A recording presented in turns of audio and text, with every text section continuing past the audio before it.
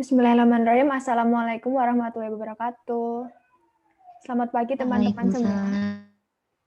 Waalaikumsalam. Jadi hari ini kelompok 6 akan mempresentasikan hasil review jurnal kami yang berjudul Effect of Clay Fraction and Mineralogy of Volcanic Result of Clay Sand Mixture. Anggota dari kelompok 6 yaitu saya Paramesita Krisnanda Putri, NIM 59, teman saya Anissa Ayu, NIM 6, Garnis Tiantin, NIM 28, Ika Wulandari, NIM 34, dan Nuksi, NIM 41. Next.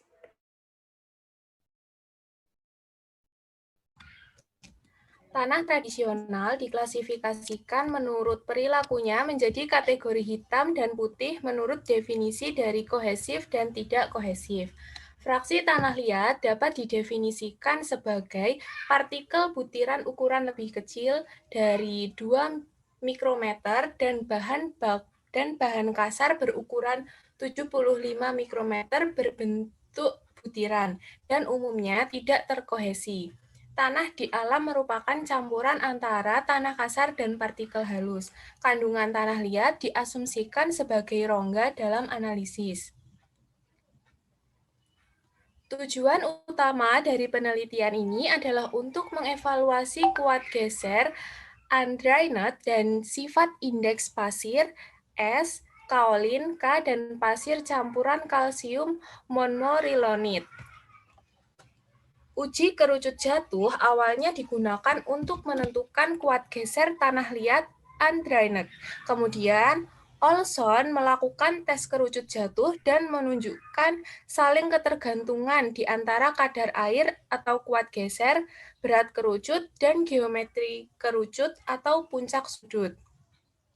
Beberapa studi banding dilakukan di mana batas cairan diukur dengan Cassegrain dan perangkat kerucut jatuh.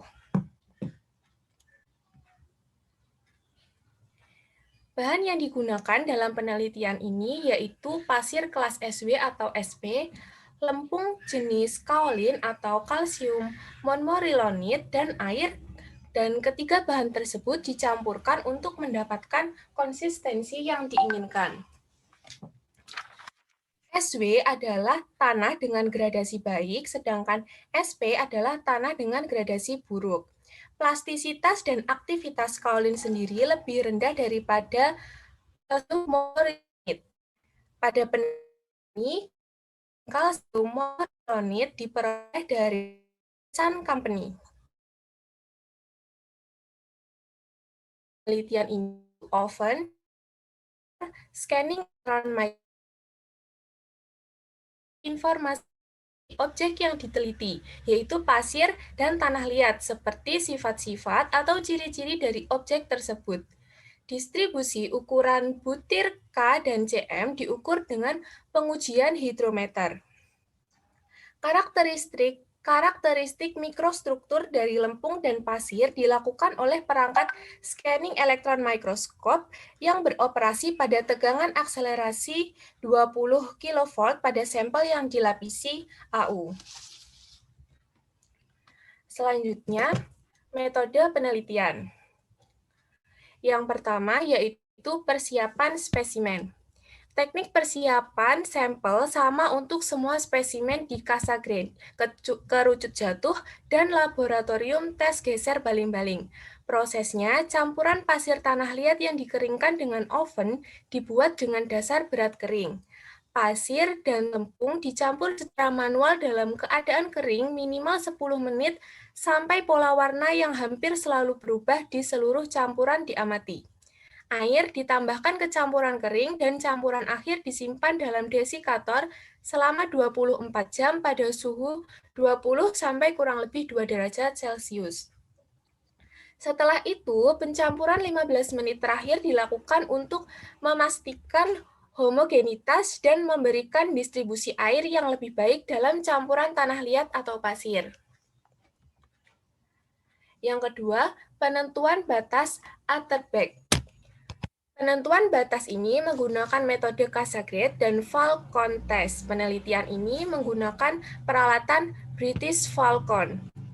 Metode Cassagrade sendiri nanti menggunakan mangkuk logam standar sebagai tempat pasta tanah, kemudian alur ukuran standar dipotong di pasta tanah dan mangkuk dijatuhkan di atas dasar yang keras. Sedangkan metode British Falcon menggunakan cangkir spesimen berdiameter 55 mm dan tinggi 40 mm. Pada pengujian awal, kerucut seberat 80 gram bersentuhan dengan sampel tanah. Penetrasi kerucut di bawah beratnya sendiri secara otomatis diukur setelah jangka waktu 5 detik. Campuran yang dipilih, pengujian diulangi untuk memastikan pengulangan atau akurasi hasil pengujian. Setelah pengujian selesai, dilakukan pencatatan kadar air setiap spesimen. Mengulangi prosedur tersebut dalam campuran yang berbeda untuk meningkatkan kandungan air. Celah dan retakan terjadi pada diameter ulir 3 mm didefinisikan sebagai batas plastis. Penetrasi kerucut di bawah beratnya sendiri secara otomatis diukur setelah jangka waktu 5 detik. Selanjutnya, laboratori Fancier test dilakukan dengan memasukkan perangkat baling-baling berbilah 4 ke dalam tanah, memutarnya dengan kecepatan konstan 60 derajat per menit untuk menentukan torsi yang diperlukan untuk menggagalkan spesimen tanah. Ketinggian campuran tanah liat pasir lebih besar dari 2 kali lipat tinggi bilah. Wadah dengan campuran tanah liat pasir dipasang untuk mencegah pembusukan saat spesimen tanah dipotong.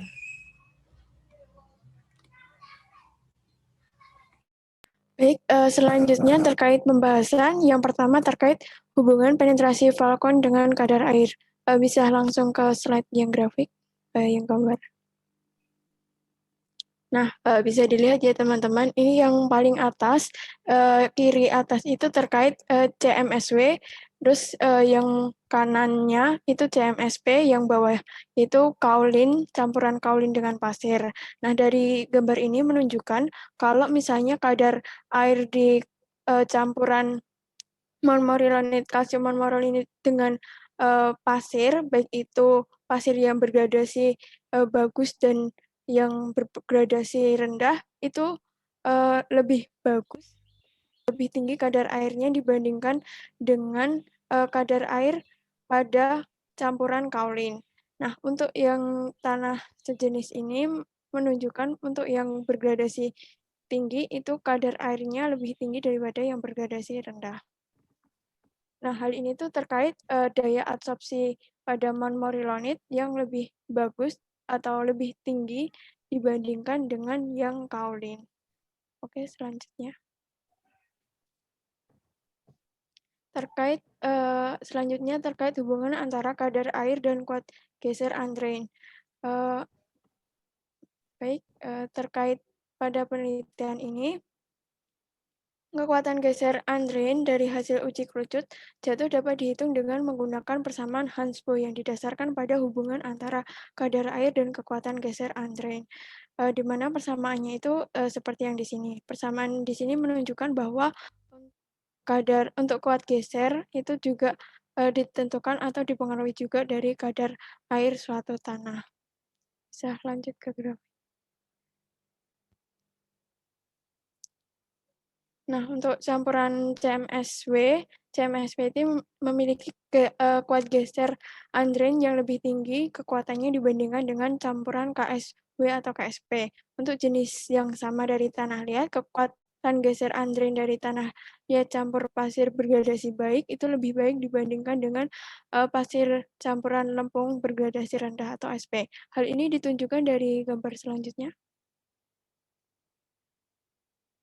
Nah, bisa dilihat ya di sini untuk yang bergradasi paling baik itu yang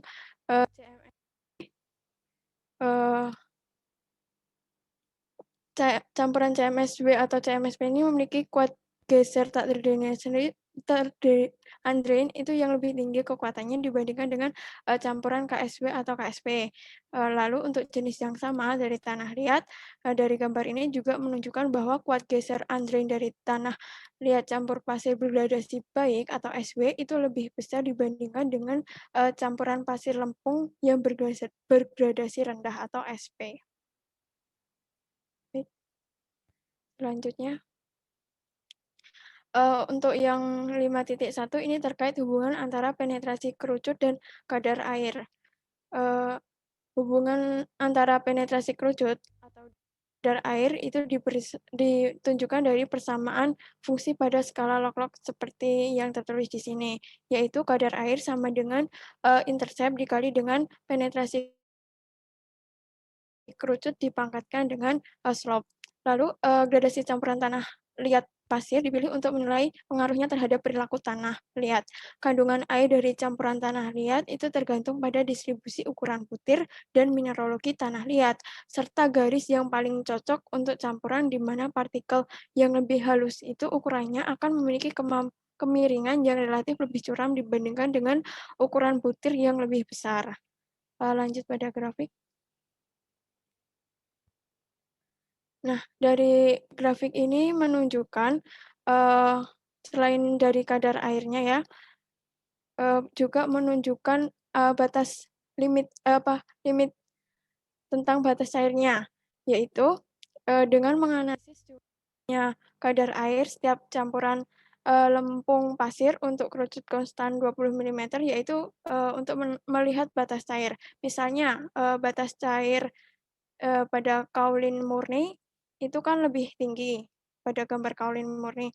Nah, setelah itu dengan menambahkan pasir yang bergradasi buruk, katakanlah hanya 10%, itu batas cairnya itu juga bisa menurun. Nah, hasil penelitian ini menunjukkan bahwa kadar air dari matriks lempung pada rongga antar butir adalah faktor utama yang bisa mengendalikan penetrasi kerucut. Nah, dari penelitian ini juga meneliti terkait apa sih hubungan antara intercept dan juga slope. Nah, yang CO ini intercept dan yang B ini slope-nya. Lalu untuk apa sih maksud dari grafik ini? Itu terkait nilai CO dan B itu menurun dengan atau seiring dengan meningkatnya kandungan pasir. Dari gambar ini juga menunjukkan nilai dari CO dan beta dari campuran CMS itu lebih besar dibandingkan dengan campuran kaolin. Bisa dilihat ya, ini untuk yang lingkaran-lingkaran ini kan campuran dari kaolin monmorillonit dengan pasir, sedangkan yang kotak-kotak ini menunjukkan campuran dari kaolin dan pasir, seperti itu. Selanjutnya yaitu metode perbandingan batas cair. Dilihat pada gambar 8 menunjukkan pasir yang ditentukan dengan metode LL dari CAS lebih rendah dibandingkan dengan LL dari FC. Baik, mungkin bisa saya tambahkan untuk terkait metode perbandingan batas plastik yang diperoleh dari metode Casagrande dan kerucut jatuh. Nah, pada gambar 9 ini menunjukkan perbandingan batas plastik yang ditentukan oleh metode Casagrande dan juga Falcon atau kerucut jatuh. Nah, kemiringan garis yang paling sesuai berdasarkan gambar ini menunjukkan bahwa untuk batas plastis di campuran CMSP itu lebih curam dibandingkan dengan campuran yang KSP.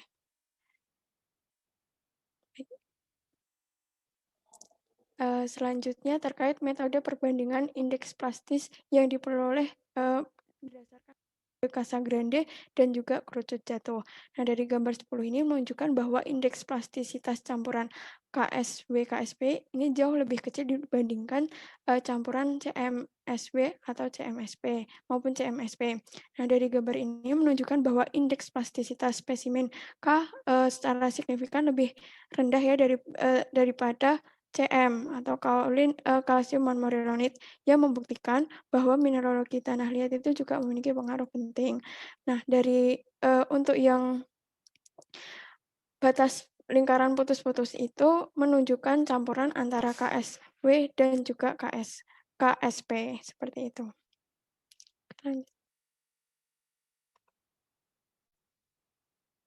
Selanjutnya terkait metode rata-rata kuat geser tak terdrainase spesimen pada cairan dan batas plastik.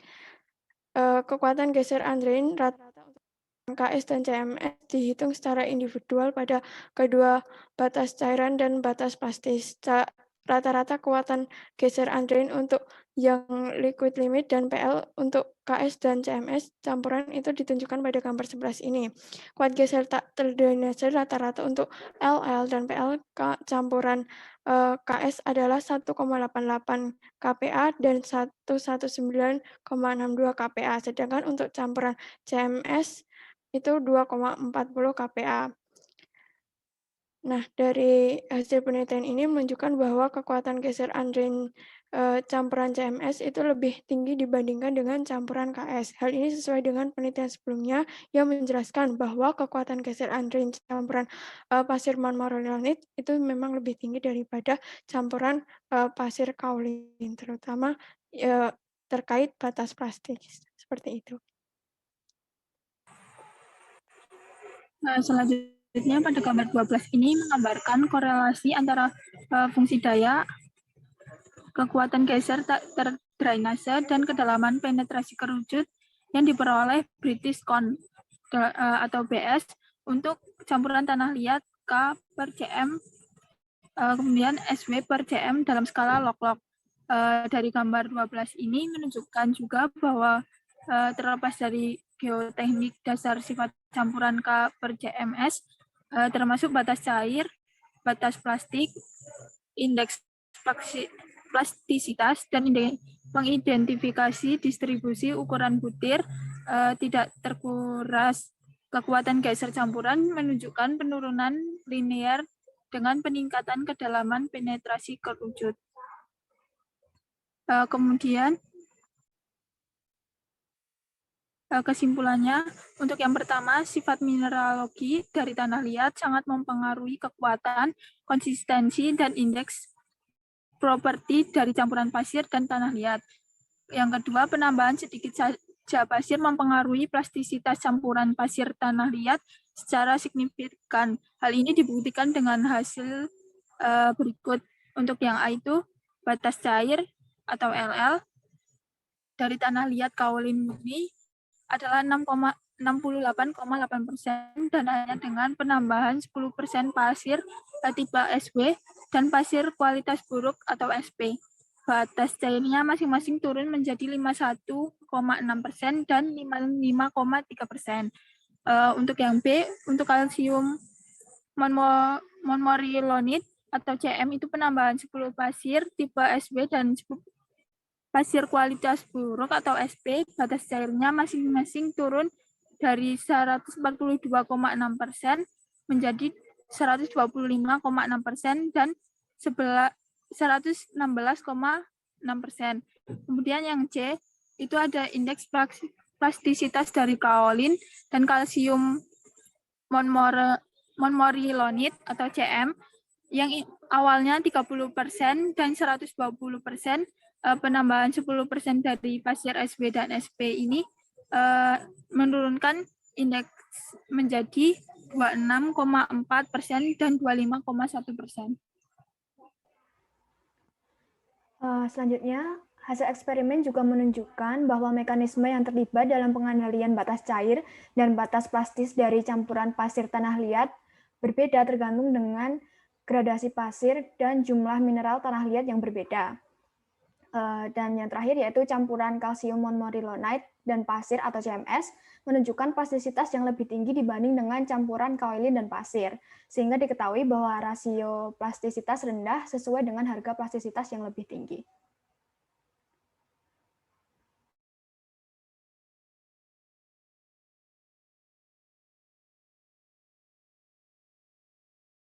Demikian presentasi dari kelompok kami. Apabila ada kesalahan mohon maaf. Wabillahi taufiq wal hidayah. Wassalamualaikum warahmatullahi wabarakatuh.